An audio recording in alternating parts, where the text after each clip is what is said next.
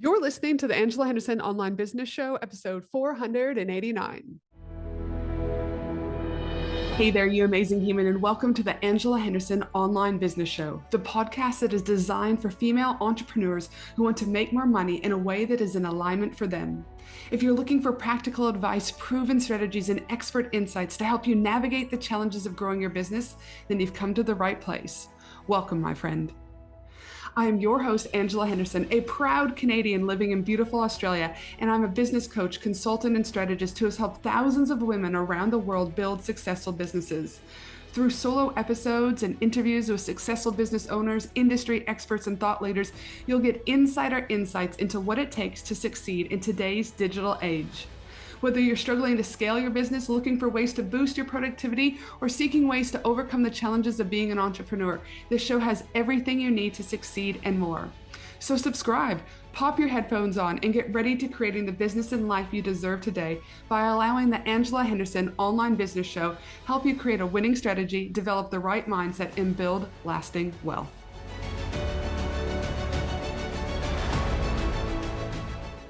Recently, some days I am thriving, and other days I'm just fucking surviving.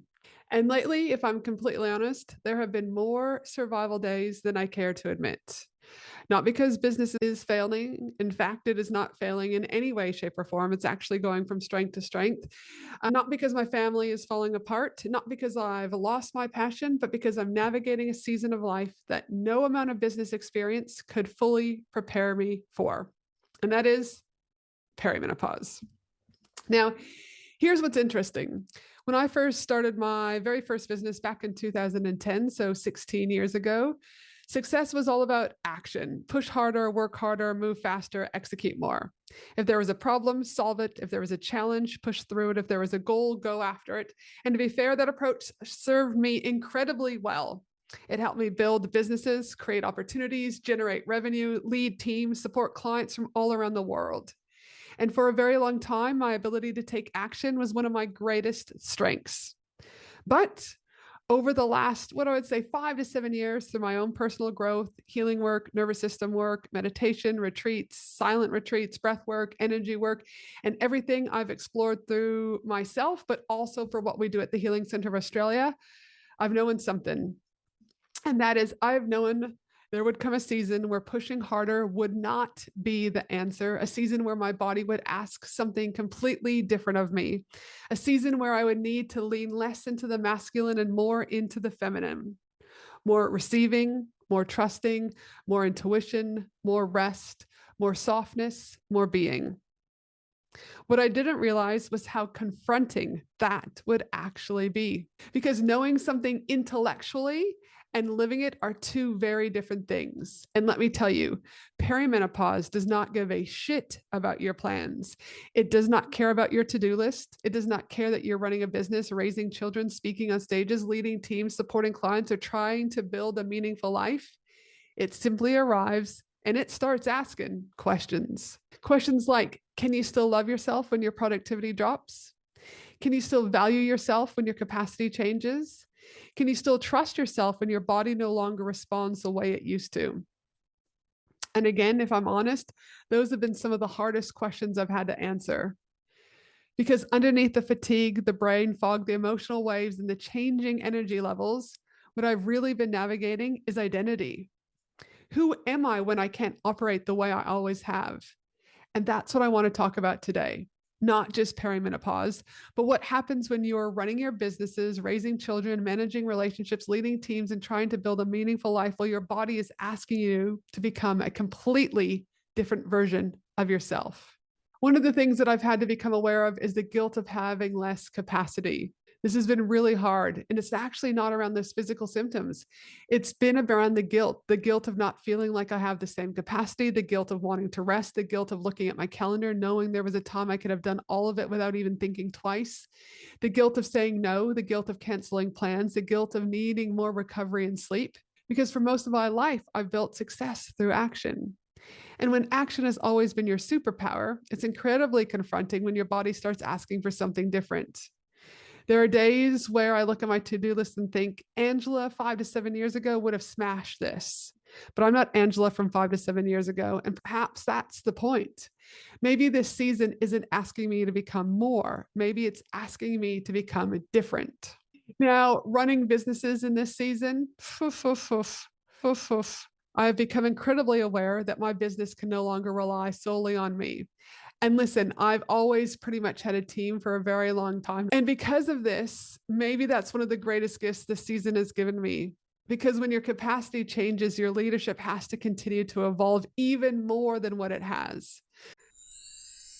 If you're a woman navigating life after divorce and wondering what to do with your financial future, then you're going to want to meet one of the most amazing humans, Sally Prowse. Sally is a Sydney-based mortgage broker with over 20 years in the industry, and she specifically specializes in helping women rebuild financial confidence, borrow smarter, and create real wealth through strategic property and lending. Her take, financial independence is not about earning more, it's about structuring smarter. Make sure you run, not walk, to connect with Sally at sandcastlefinance.com.au. Again, you can connect with the amazing Sally at sandcastlefinance.com.au. So I've had to ask myself to go even deeper.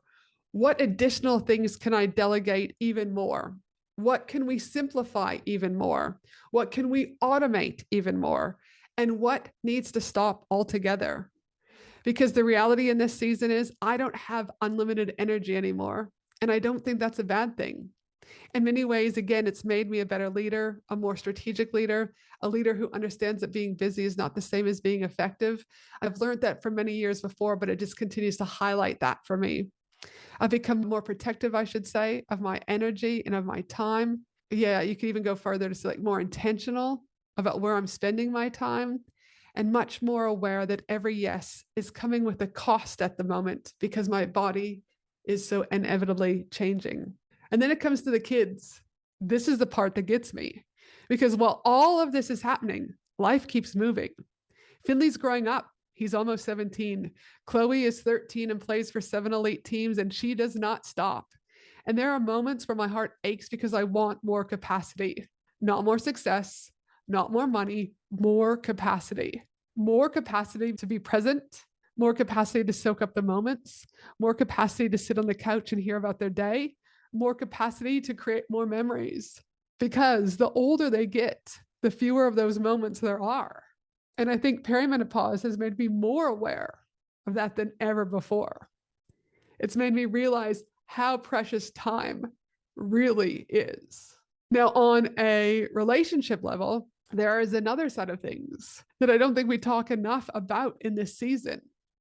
Because there are days where I don't fully understand what's going on inside of my own body. So trying to explain that to someone else can be incredibly difficult. There are moments when I've looked at Grant and thought, I don't even know how to articulate what I'm experiencing right now.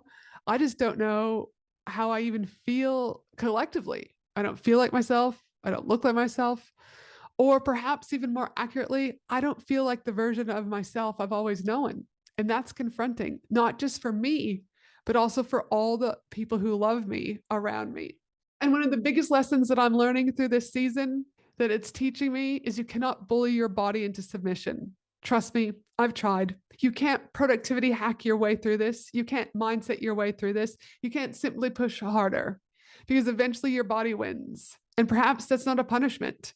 Perhaps if I look at it from a place of wisdom and positivity, perhaps it's actually an invitation to slow down, to listen, to trust, to soften, to stop measuring your worth by your output, to stop believing that doing more automatically makes you more valuable. Because maybe the lesson isn't about becoming less productive.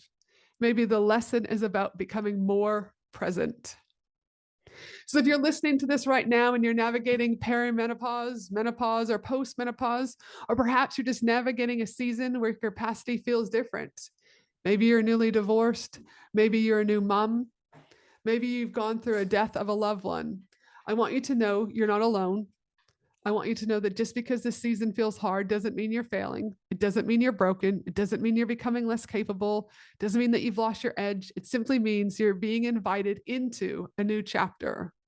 And this chapter, though, it requires different tools, different expectations, and a whole lot more self-compassion. For me, this season is teaching me the strength doesn't always look like pushing harder. And sometimes strength looks like resting. Sometimes strength looks like asking for more help. And sometimes it's just about slowing down enough to hear what your body has been trying to tell you all along. And sometimes strength looks like admitting that days, more often than not, you won't be thriving. You'll be simply surviving. And that's okay too, because the season won't last forever. But the wisdom it's teaching us, it just might. It might help you, your family, your loved ones, and your clients. So lean in, join the ride. It's not forever. And as I said before, you're not alone.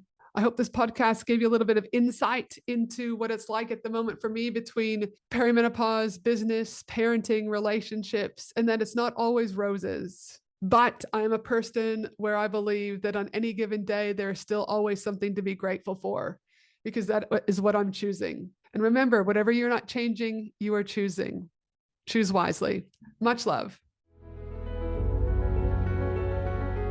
Thanks for listening to the Angela Henderson online business show, www.angelahenderson.com.au.